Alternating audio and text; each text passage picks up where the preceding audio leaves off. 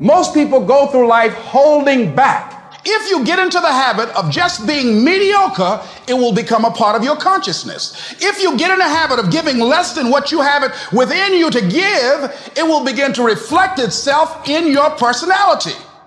It will begin to damage you psychologically. And you don't want to be a part of that kind of self-destructive behavior. You want to set some high standards for yourself. There's greatness in you.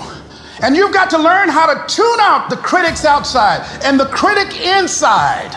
And since I'm going to do this, I'm going to harness my will, and I'm not going to let anything stop me.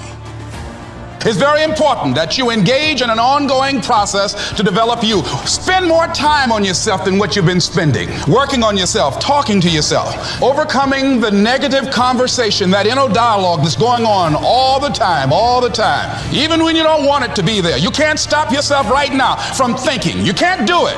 And so learning how to empower yourself, part of doing that is standing up to yourself. You've got to stand up inside yourself sometimes and say, shut up. I was going to give a presentation, and this voice inside of me saying, you can't do this. You don't have everything it takes. Shut up. I'm behind on my bills, and you're telling me what I can't do. I have got to do it. You'll get scared sometimes. Your mind will go blank on you. Some people you will allow to unnerve you, and you wonder, what's wrong with me? I'm not crazy. That's why you've got to learn to make a conscious, deliberate, determined effort to stand up inside yourself. Working on yourself, watching that inner dialogue, it will determine the quality of your life. If it's hard, why do people do it? You ask people who do things, people who climb mountains just for the sake of it. Nobody paying them to do it, just do it. Somebody said, I'm going to run around the world. You say, well, why would somebody want to do that? I'm going to swim the Atlantic Channel. Why? The people who go after that stuff, what makes it worth it? It's got to be your passion.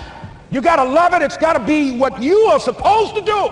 You want to sing, and even though they want to invite you to Carnegie Hall, you're going to sing to anybody that listen to you, including singing to yourself. I used to talk to my plants when nobody else would listen to me.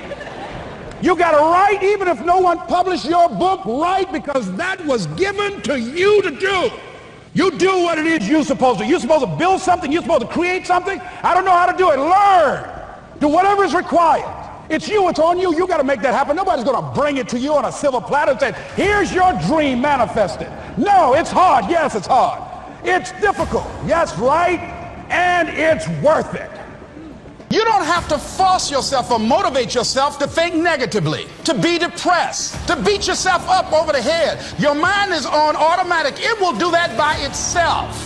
But if you want to begin to move into your own personal greatness, if you want to begin to really enjoy a happy, successful, healthy life, you've got to be willing to go against the tide. You've got to be willing to harness your will and say, in spite of this, I'm in control here. I'm not going to let this get me down. I'm not going to let this destroy me.